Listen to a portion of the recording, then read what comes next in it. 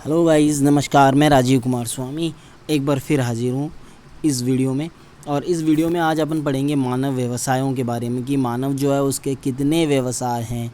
ठीक है, कितनी प्रकार की जो है मनुष्य है वो आर्थिक क्रिया करता है। तो अपन बात यहाँ पर करें तो मनुष्य जो है वो आपका जो है मोस्टली जो है 5 प्रकार की जो है आर्थिक क्रियाएं करता है।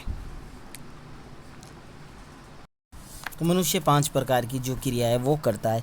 लेकिन हमारे यहाँ अगर अपन बात करें इस सिलेबस की, तो इस सिलेबस के अंदर सिर्फ 4 ही जो आर्थिक क्रियाएं उनको शामिल किया गया है, जिसमें आपकी प्राथमिक, द्वितीयक, तृतीयक और चतुर्थ जो क्रियाकलाप हैं वो यहाँ पर रहने वाले हैं।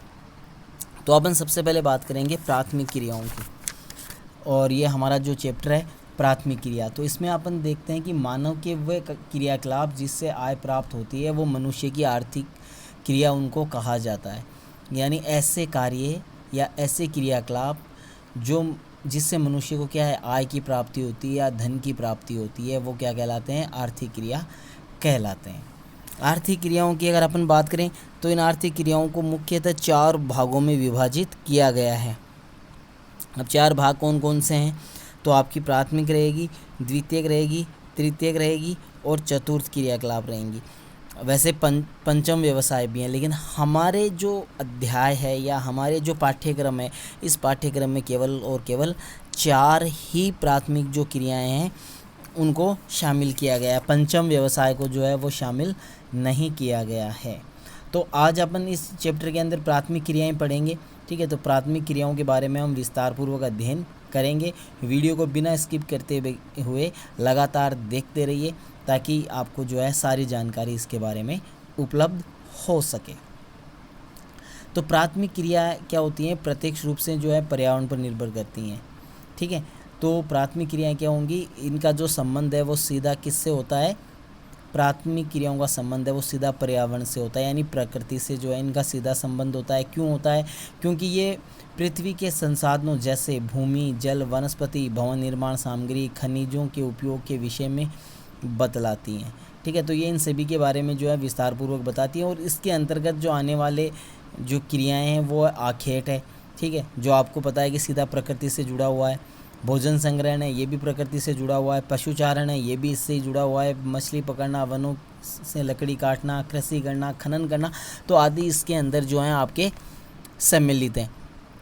यहाँ मैं एक और आपको ये कहना चाहूँगा कि आप इसको इस प्रकार से याद रख सकते हो कि वह व्यवसाय जो प्रकृति प्रदत्त वस्तुओं का बिना रूप परिवर्तन किए बगैर ही उनका प्रयोग किया जाता है, तो ऐसे जितने भी कार्य होंगे वो प्राथमिक व्यवसाय कहलाएंगे।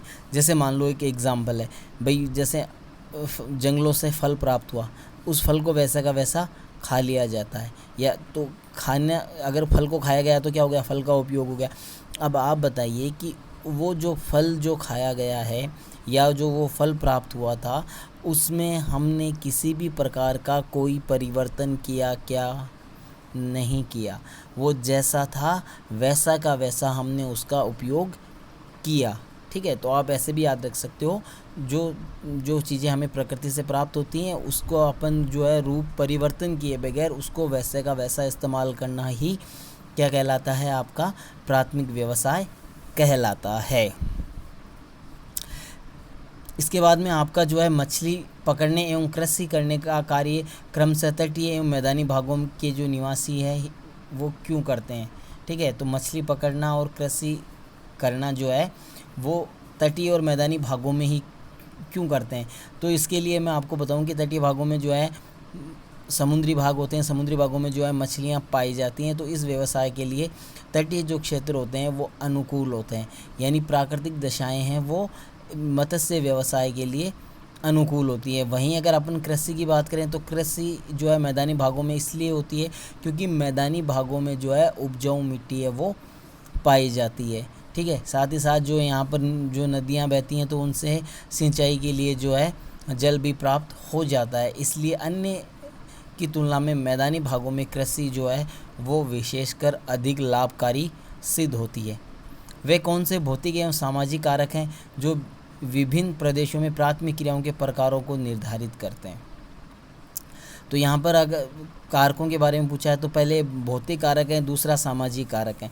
तो भौतिक कारक की अगर अपन बात करें तो उस क्षेत्र की जलवायु, मृदा, धरातल, ठीक है, तो ये चीज़ें जो हैं क्या करती हैं, व्यवसाय को प्रभावित करती हैं। ये जो सभी चीज़ें हैं वो क्या करती हैं, व्यवसाय को प्रभावित करती हैं, व्यवसाय इनसे प्रभावित होता है। सामाजिक कारक की बात की जाए तो जो है जिस प्रकार से समाज होगा, ठीक है, जैसे मान लो उन्नत समाज है तो उसमें जो है इस प्रकार के जो प्राथमिक क्रियाकलाप हैं वो न के बराबर होंगे, ठीक है। और वहीं अगर मान लो गरीब समाज है तो वहाँ पर ये क्रियाएं जो हैं वो ज़्यादा होंगी।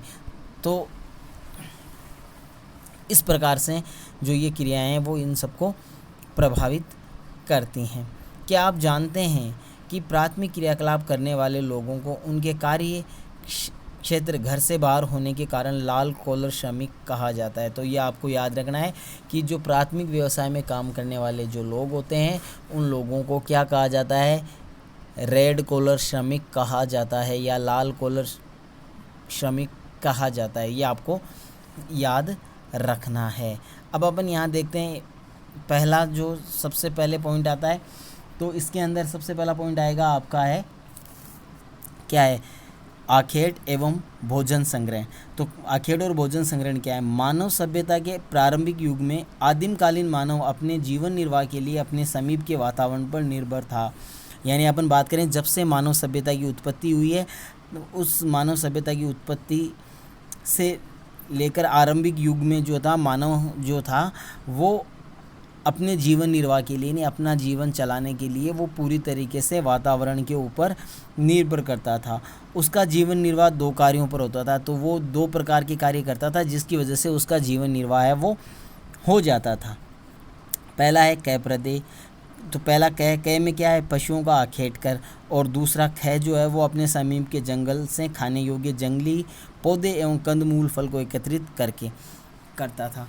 तो ठीक है, तो यहाँ पर अगर अपन देखें तो मनुष्य जो है एक तो जो है पशुओं का आखेट करता था, पुराने टाइम की बात है यानी आदिम युग की बात है।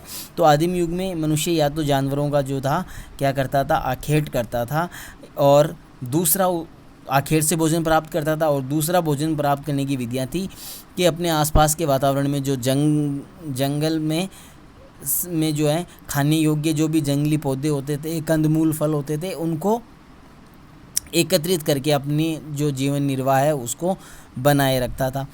आदिम कालीन समाज जो है वो जंगली पशुओं पर निर्भर था। तो आदिम कालीन जो समाज है वो पशुओं पर निर्भर था। क्यों? क्योंकि उस टाइम पर आखेट जो था वो ज़्यादा होता था, क्योंकि मनुष्य उस टाइम पर कृषि करना सीखा नहीं था।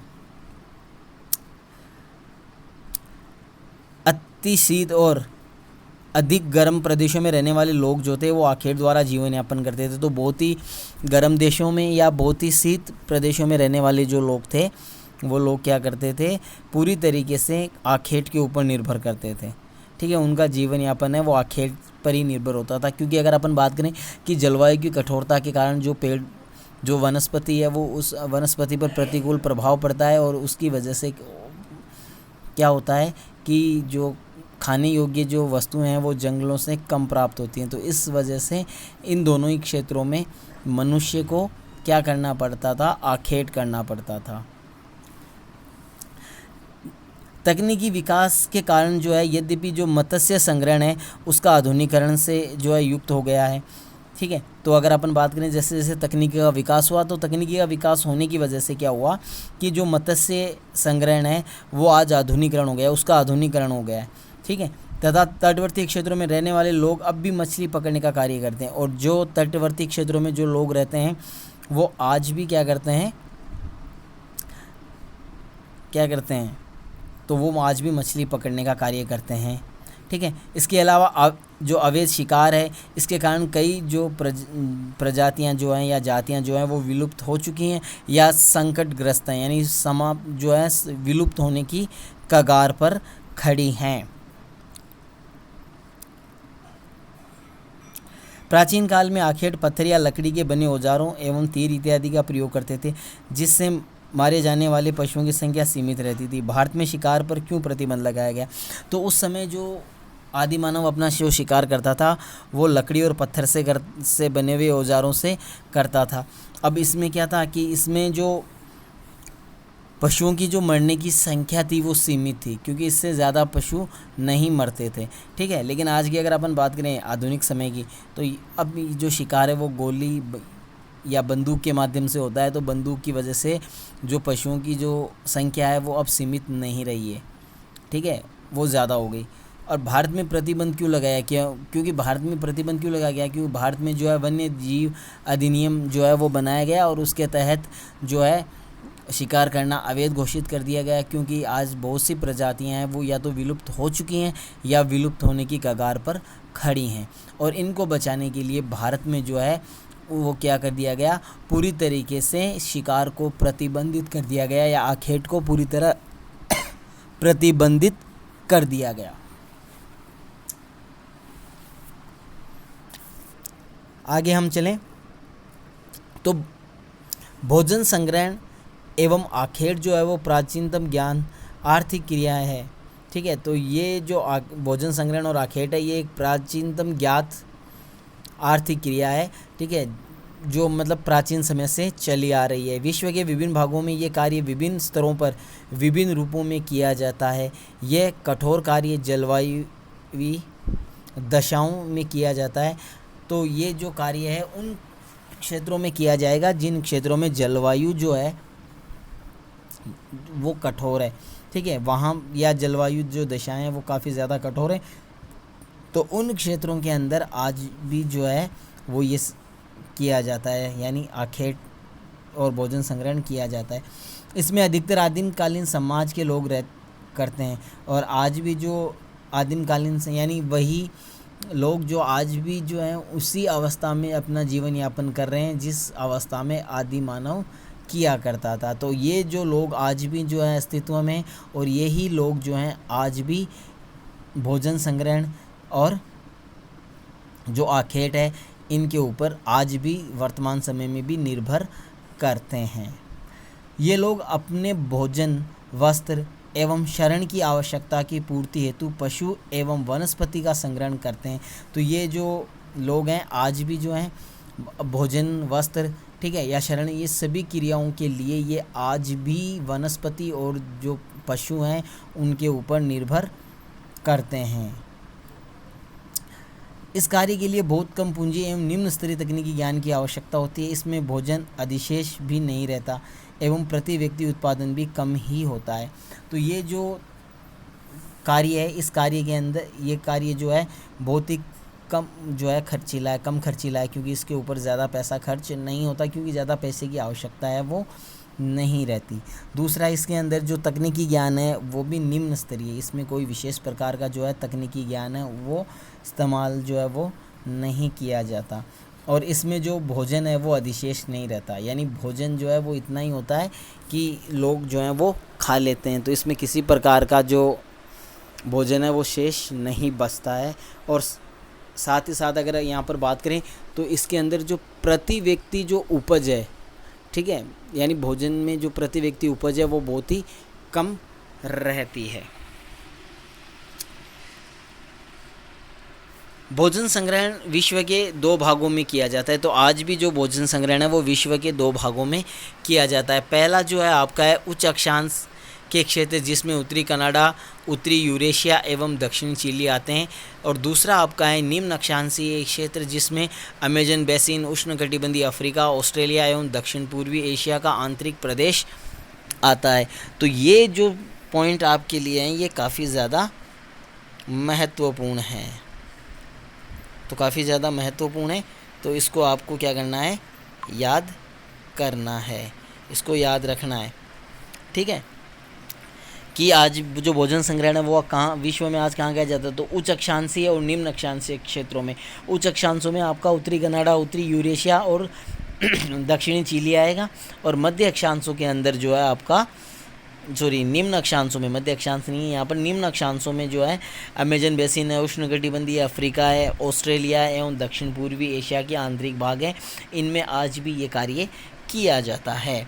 आधुनिक समय में भोजन संग्रहण के कार्य कुछ भागों में व्यापारीकरण भी हो गया है। ये लोग कीमती पौधों, पत्तियों, छाल एवं औद्योगिक औषधीय पौधों को सामान्य रूप से संशोधित कर बाजार में बेचने का कार्य करते हैं। तो आज अगर आधुनिक समय की बात करें तो भोजन संग्रहण का कार्य है वो कुछ भागों में उसका व्यापारीकरण भी हो चुका है। क्यों हो चुका है? क्योंकि बहुत से पेड़ पौधे ऐसे हैं जो महत्वपूर्ण होते हैं और उनसे अच्छी जो पैसे हैं वो कमाए जाते हैं। जैसे कीमती पौधे होते हैं, उनकी पत्तियां होती हैं, जैसे एग्जाम्पल के लिए आप चाय का उदाहरण दे सकते हो। ठीक है। छाल, तो बहुत से पेड़ पौधों की छाल जो है वो काफ़ी ज़्यादा महंगी बिकती है। जैसे मान लो सिंगोना की छाल है, तो सिंगोना की छाल जो है उससे कुने नामक जो है मलेरिया रोग के लिए दवाई बनाई जाती है, तो वो भी महत्वपूर्ण हो गई। इसके अलावा औषधि पौधे, तो कई प्रकार के औषधि पौधे भी होते हैं। जैसे एग्जाम्पल के लिए आप तुलसी ले सकते हो, तो तुलसी से विभिन्न प्रकार की जो है दवाइयाँ बनाई जाती हैं। ठीक है।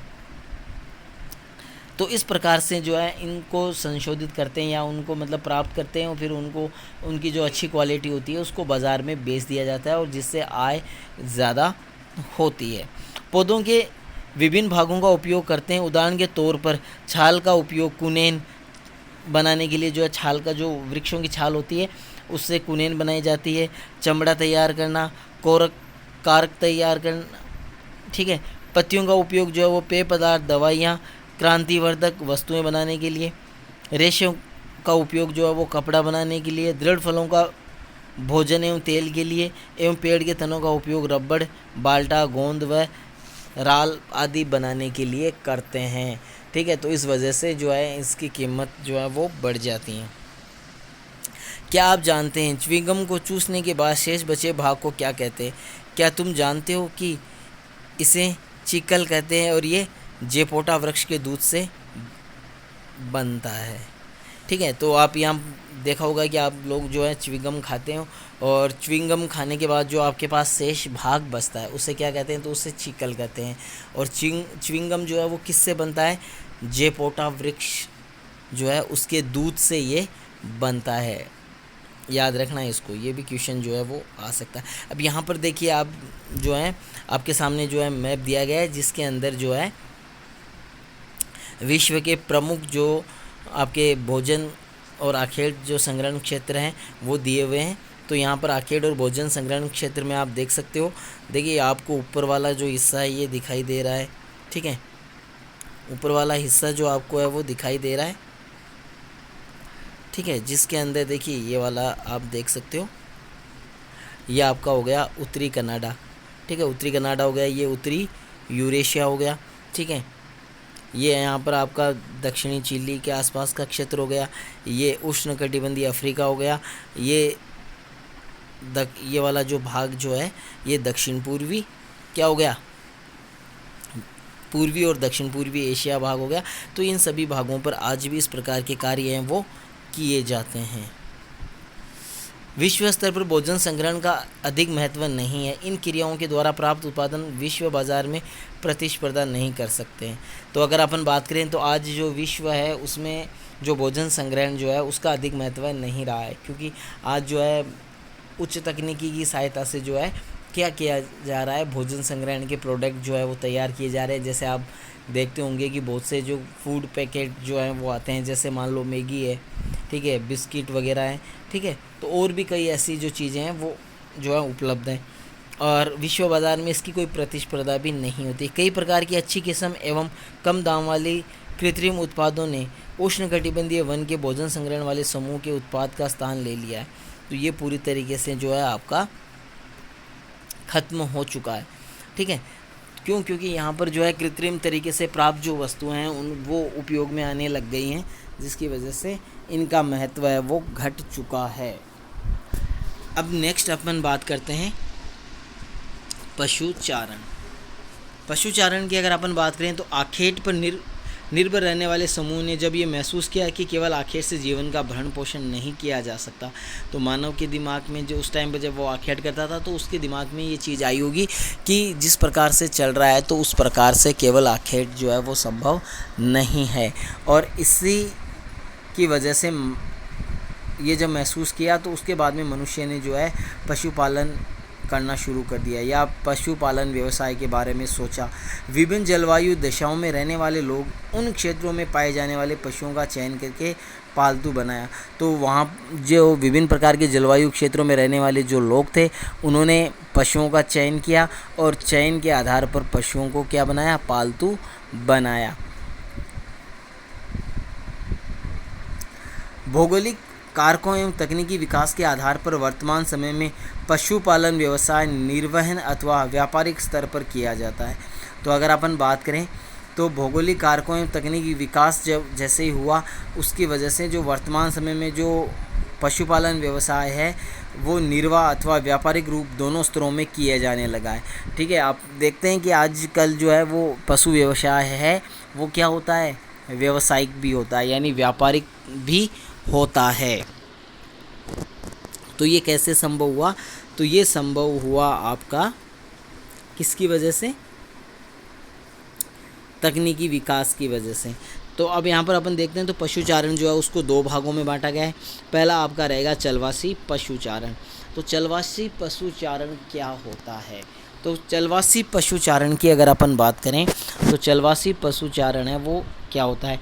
तो चलवासी पशुचारण एक प्राचीन जीवन निर्वाह व्यवसाय है जिसमें पशुचारक अपने भोजन, वस्त्र, शरण और औजार एवं यातायात के लिए पशुओं पर निर्भर रहता था। तो ये जो है प्राचीन या परंपरागत जो है पशु व्यवसाय है, जिसमें जो एक व्यवसायी जो होता है वो पूरी तरीके से हर एक क्षेत्र फील्ड में पशु के ऊपर निर्भर रहता है, यानी चाहे वो भोजन हो, चाहे वस्त्र हो, चाहे शरण हो, चाहे यातायात हो, तो हर काम में वो क्या होता है, पूरी तरीके से किस पर निर्भर होता है, पशुओं पर निर्भर होता है। वह अपने पालतू पशुओं के साथ पानी एवं चारागाह की उपलब्धता एवं गुणवत्ता के अनुसार एक स्थान से दूसरे स्थान पर जो है स्थानांतरित होते रहते हैं। ठीक है, तो इसमें आपको यही याद रखना, चलवासी पशुचारण क्या होता है, ऐसा पशुचारण जिसमें पशुओं को पानी और चारे की तलाश में एक स्थान से दूसरे स्थान पर स्थानांतरित होते रहते हैं, ऐसे जो व्यवसाय है वो चलवासी पशुचारण कहलाएगा। ये पशुचारक वर्गों के अपने अपने निश्चित चारागाह क्षेत्र होते हैं। तो इनके जो हैं वो निश्चित चारागाह होते हैं जिनमें ये जो हैं वो अपना जो है पशुचारण है वो करते हैं। यहाँ पर आपको जो है चित्र दिख रहा होगा, ग्रामीण ग्रीष्म काल के आरंभ में अपनी भेड़ों को पर्वतों पर ले जाते हुए चलवासी। ठीक है, तो इस प्रकार से जो है आपका ये जो है महत्वपूर्ण है वो रहेगा। इसके बाद में अगर अपन बात करें तो विभिन्न क्षेत्रों में कई प्रकार के पशु पाले जाते हैं। उष्णकटिबंधीय, अब यहाँ पर देखिए पशु तो कई प्रकार के पाले जाते हैं, लेकिन ये पशु जो है वो कौन से हैं और कहाँ पर कैसे पाले जाते हैं, यानी इनके ऊपर भी जलवायु जो है उसका प्रभाव जो है वो रहता है। तो यहाँ अगर अपन बात करें तो निम्न क्षेत्रों में जो है भिन्न भिन्न क्षेत्रों में भिन्न भिन्न प्रकार के पशु है वो पाले जाते हैं। जैसे उष्णकटिबंधीय अफ्रीका में गाय बैल प्रमुख पशु हैं, जबकि सहारा एवं एशिया के मरुस्थलों में भेड़, बकरी एवं ऊँट जो है वो पाले जाते हैं। तिब्बत एवं इंडीज के पर्वतीय भागों में याक व लांबा एवं आर्कटिक और उत्तरी ध्रुवीय क्षेत्रों में रेंडियर पाला जाता है। तो यहाँ पर क्या है, कहने का मतलब क्या है, जलवायु के आधार पर जो है पशुओं का चयन करके उनको पाला जाता है। इनको आपको अच्छे से अलग से लिखना है, अंडरलाइन आपको कर लेना है कि कौन कौन से क्षेत्रों में कौन कौन से पशु जो है वो पाले जाते हैं। चलवासी पशुचारण के 3 प्रमुख क्षेत्र हैं। इसका प्रमुख क्षेत्र उत्तरी अफ्रीका के एटलांटिक तट से अरब प्रायद्वीप होता हुआ मंगोलिया मध्य चीन तक फैला हुआ है। ठीक है, तो ये 3 भागों में बटे हुए। तो पहला भाग आपका क्या हो जाएगा, उत्तरी जो अफ्रीका का है, उत्तरी अफ्रीका जो है उसका एटलांटिक तट से लेकर अरब प्रायद्वीप होता हुआ मंगोलिया और मध्य चीन तक ये फैला हुआ है। दूसरा क्षेत्र यूरोप एशिया की टुंड्रा प्रदेश है। ठीक है, तो दूसरा क्या हो गया आपका, यूरोप तथा एशिया की टुंड्रा प्रदेश हो गए। जबकि तीसरा क्षेत्र है वो दक्षिणी गोलार्ध में दक्षिण पश्चिमी अफ्रीका एवं मेडागास्कर द्वीप हैं। तो ये आपके 3 यहाँ पर तीन जो है पशु चारण क्षेत्र आपके हो जाते हैं। तो इनको भी आपको याद रखना है, इनको आप जो है नोट्स में बना रहे हैं तो उसमें लिखते रहिए। इसके बाद करें नए चारागाहों की खोज में। ये पशु चारक जो है समतल भाग एवं पर्वतीय क्षेत्रों में लंबी दूरी तय करते हैं। ठीक है, तो ये लोग जो हैं चारागाहों की खोज में जो है लंबी दूरी तय करते हैं, तो समतल भागों में और पर्वतीय भागों में, दोनों में। गर्मियों में मैदानी भाग से पर्वतीय चारागाह की ओर तथा शीत में पर्वतीय भाग से मैदानी चारागाहों की ओर प्रवास करते हैं। तो जब शीत ऋतु चलती है, ठीक है, देखो जब ग्रीष्म ऋतु आती है तब जो है मैदानी भागों में घास है वो नष्ट हो जाती है। तो वहीं जो गर्मी के आगमन के समय क्या होता है, पर्वतीय भागों में जो बर्फ़ है वो पिघल जाती है और बर्फ़ के पिघलने से वहाँ पर नए जो चारागाह है उनकी उत्पत्ति होती है। तो ये लोग क्या करते हैं कि जैसे ही गर्मी स्टार्ट होती है तो ये मैदानी भागों को छोड़कर पर्वतों की ओर चले जाते हैं, ठीक है। वहीं एक शीतकाल में क्या होता है कि शीतकाल में जो पर्वतीय भागों में बर्फ़बारी होने के कारण जो घास के मैदान है वो नष्ट हो जाते हैं और मैदानी भागों में जो घास के मैदान है वो वैसे ही बने रहते हैं। तो ये लोग क्या करते हैं कि शीतकाल में जो है पर्वतीय भागों से कहाँ आ जाएंगे, मैदानी भागों में आ जाएंगे। किसके लिए आएंगे, चारागाह की खोज के लिए। और इसकी इस गतिविधि को क्या होता है, ऋतु प्रवास कहते हैं। ये जो गतिविधि है ये क्या कहलाती है, ऋतु प्रवास जो है वो कहलाती है। भारत में हिमालय के पर्वतीय क्षेत्रों में गुज्जर, बकरवाल, गद्दी, भूटिया लोग जो हैं समूह ग्रीष्मकाल में मैदानी क्षेत्रों से पर्वतीय क्षेत्रों में चले जाते हैं एवं शीतकाल में पर्वतीय क्षेत्रों से मैदानी क्षेत्रों में आ जाते हैं। इसको भी आपको अंडरलाइन करना है और अंडरलाइन करके ये जो जातियाँ हैं वो आपको जो है अपने नोट्स में लिखनी है, ठीक है। और क्या लिखना है इसमें कि ये जो जातियाँ हैं ये भारत के अंदर ऋतु प्रवास करती हैं। तो भारत में ऋतु प्रवास के लिए कौन सी जातियाँ हैं, तो कौन सी जातियाँ हैं, गज्जर, बकरवाल, गद्दी एवं भूटिया जो है वो हैं। और ये कहाँ पाई जाती हैं, हिमालय पर्वतीय क्षेत्रों में ये जो मतलब जातियाँ हैं वो पाई जाती हैं जो क्या करती हैं, ऋतु प्रवास करती हैं। इस प्रकार टुंड्रा प्रदेश में ग्रीष्मकाल में दक्षिण से उत्तर की ओर और शीतकाल में उत्तर से दक्षिण की ओर जो है चलवासी पशुचारक पशुओं के साथ जो है प्रवास होता है। तो टुंड्रा प्रदेशों में क्या होता है, ग्रीष्मकाल में तो जो है दक्षिण से उत्तर की ओर प्रवास होता है और शीतकाल में उत्तर से दक्षिण की ओर प्रवास जो है वो होता है। चलवासी पशुचारकों की संख्या अब घट रही है एवं इसके द्वारा उपयोग में लाए जाने वाले क्षेत्र में कमी हो रही है। इसके दो कारण हैं। तो लगातार आज अगर अपन बात करें तो चलवासी पशुचारण है वो लगातार धीरे धीरे घटता जा रहा है और इसका जो क्षेत्र है उस क्षेत्र में भी कमी आई है। और इन दोनों चीज़ों में जो कमी आई है वो कमी आने के पीछे के जो कारण है वो दो कारण हैं। और वो दो कारण कौन से, पहले तो है राजनीतिक सीमाओं का अधिरोपण, ठीक है। तो पहला कारण क्या हो गया कि आज जो भाई देखो ये उस टाइम की बात है, तो जिस टाइम पर जो है देश अस्तित्व या एक राज्य था वो अस्तित्व में नहीं था, ठीक है। कोई राजनीतिक सीमाएं नहीं थी, ठीक है। व्यक्ति जो है एक स्थान से दूसरे स्थान पर कहीं पे भी जा सकता था, यानी कोई सीमा नहीं थी, कोई रोक टोक नहीं थी, व्यक्ति अपनी इच्छा अनुसार कहीं पे भी आ जा सकता था। लेकिन वर्तमान समय की बात करें तो आज राज्य का जो है वो उद्भव हो चुका है और हर एक राज्य है उसकी अपनी जो है कुछ राजनीतिक सीमाएं हैं और उन राजनीतिक सीमाओं के पार दूसरे देश हैं। तो ऐसे में जो है एक देश के जो लोग हैं वो दूसरे देश में बिना उस देश की अनुमति के प्रवेश नहीं कर सकते। तो इस वजह से क्या हो रहा है कि जो चलवासी पशुचारण है उसकी संख्या और उसका क्षेत्र दोनों ही लगातार है वो घटते जा रहे हैं। दूसरा कारण आपका हो जाएगा कई देशों द्वारा नई बस्तियों की योजना बनाना। तो कई देश जो हैं वो नई बस्तियों की जो है योजना बना रहे हैं, यानी कहने का मतलब है ऐसे क्षेत्रों में जहाँ जो है मनुष्य या मानव जनसंख्या है वो कम है, उन क्षेत्रों में लोगों को जो है नए जो है बसाया जा रहा है और जो पुराने नगर हैं उनको व्यवस्थित जो है नई बस्तियों के रूप में जो है व्यवस्थित किया जा रहा है, जिसकी वजह से भूमि है वो लगातार कम होती जा रही है। तो ये दोनों ही कारण जो है वो चलवासी पशुचारण की संख्या घटने और उसके क्षेत्र में कमी के लिए कारण है। अब नेक्स्ट अपना आता है वाणिज्य पशुचारण या व्यापारिक पशुचारण आप इसको कह सकते हो,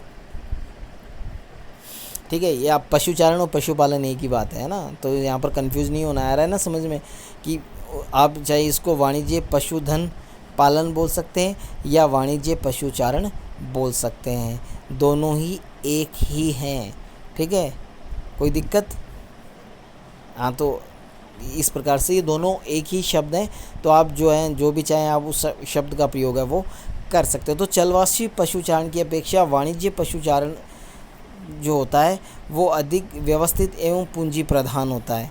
ठीक है, तो अगर वाणिज्य और इसकी अगर अपन बात करें तो चलवासी की तुलना में ये काफ़ी ज़्यादा महत्वपूर्ण होता है और ये पूंजी प्रधान होता है। इसमें काफ़ी ज़्यादा पूंजी की जो है वो आवश्यकता होती है। वाणिज्य पशुपालन जो है वो पश्चिमी संस्कृति से प्रभावित है। तो वाणिज्य पशुचारण जो है वो पश्चिमी जो सभ्यता है उससे प्रभावित है या संस्कृति से प्रभावित है एवं फोरम में स्थायी होता है। और ये जो है इसमें जो है बाड़े होते हैं और उन बाड़ों के अंदर ही पशुओं को रखा जाता है, यानी ये बाड़े जो होते हैं वो अस्थायी होते हैं। ये फोरम विशाल क्षेत्र में फैले होते हैं एवं संपूर्ण क्षेत्र को छोटी छोटी इकाइयों में विभाजित किया जाता है। तो ये जो क्षेत्र होते हैं या जो फोरम होते हैं, ये फार्म जो है वो काफ़ी बड़े क्षेत्र में फैले हुए होते हैं, फिर इनको छोटी छोटी इकाइयों में बांट दिया जाता है। चराई को नियंत्रित करने के लिए इसे बाड़ लगाकर एक दूसरे से अलग कर दिया जाता है। जब चराई के कारण एक छोटे क्षेत्र की घास समाप्त हो जाती है तब पशुओं को दूसरे छोटे क्षेत्र में ले जाया जाता है।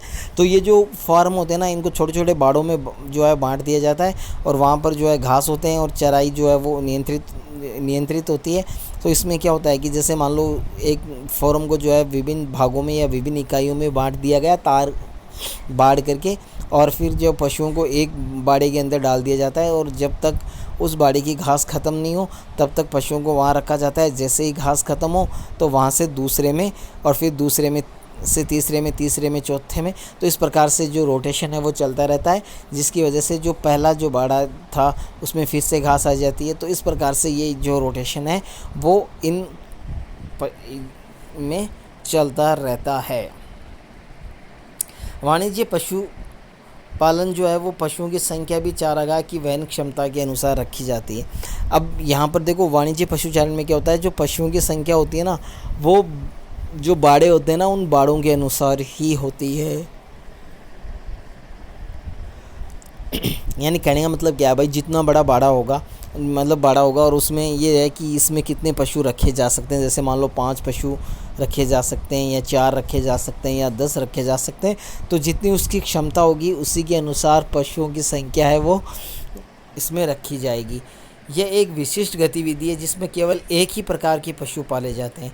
अब ये क्या है, एक विशिष्ट अब देखो चलवासी पशुचारण है ना, उसमें जो पशु हैं वो सभी प्रकार के होते हैं, गाय भैंस बकरी भेड़ ऊँट गधा घोड़ा सब होते हैं। लेकिन यहाँ अगर अपन बात करें ना तो इसमें ऐसा नहीं होता, इसमें सिर्फ एक ही प्रकार का पशु होगा। चाहे इसमें अगर मान लो गाय हैं तो गायें ही होंगी, भेड़ हैं तो भेड़ें ही होंगी, भैंस है तो भैंस ही होंगी, या घोड़े हैं तो घोड़े होंगे। तो मतलब कहने का मतलब क्या है, इसमें एक ही प्रकार का पशु होता है, चाहे वो कोई सा भी प्रकार का हो। ठीक है, तो यहाँ और इन में जो प्रमुख जो व्यावसायिक पशुपालन है उसमें जो प्रमुख जो पशु हैं वो हैं भेड़ है, बकरी है, गाय बैल एवं घोड़े हैं। और इनसे प्राप्त मांस खाल ऊन को वैज्ञानिक ढंग से संशोधित एवं डिब्बा बंद करके विश्व बाजार में निर्यात कर दिया जाता है। और इनसे प्राप्त जो उत्पाद होते हैं उन उत्पादों को अच्छे से संशोधित करके डिब्बों में बंद करके, ठीक है, विश्व बाजार में भेज दिए जाते हैं। पशु फार्म में पशुपालन वैज्ञानिक आधार पर व्यवस्थित किया जाता है और जो पशुपालन है वो वैज्ञानिक आधार पर और व्यवस्थित तरीके से किया जाता है। और इसमें मुख्य ध्यान जो है पशुओं के प्रजनन जननिक सुधार बीमारियों पर नियंत्रण एवं उसके स्वास्थ्य पर दिया जाता है। तो यहाँ पर जो है सबसे बड़ी बात ये रहती है कि यहाँ पर पहले तो देखो पशु प्रजनन जो है उसके ऊपर विशेष ध्यान दिया जाता है। ठीक है, यानी पशुओं का प्रजनन जो है वो मोस्ट होता है, पशुओं जो है वो यहाँ पर रहेगा। और पशुओं प्रजनन के अंदर जो बीज का इस्तेमाल किया जाता है, जिसकी वजह से जो है जो भी बच्चा पैदा होगा वो बच्चा क्या होता है, स्वस्थ और नेक्स्ट जनरेशन का होता है। इसके बाद में जो जनन की सुधार है उसके ऊपर भी, ठीक है, यानी जो हाइब्रिड है उसको और अच्छे से तैयार किया जाता है। विशेष करके पशुओं की बीमारी का बहुत ज़्यादा ध्यान रखा जाता है। ठीक है, और साथ ही साथ उनके पूरे स्वास्थ्य पर भी ध्यान दिया जाता है, यानी उसके आसपास के वातावरण को भी अच्छे से जो है वो मेंटेन है वो किया जाता है।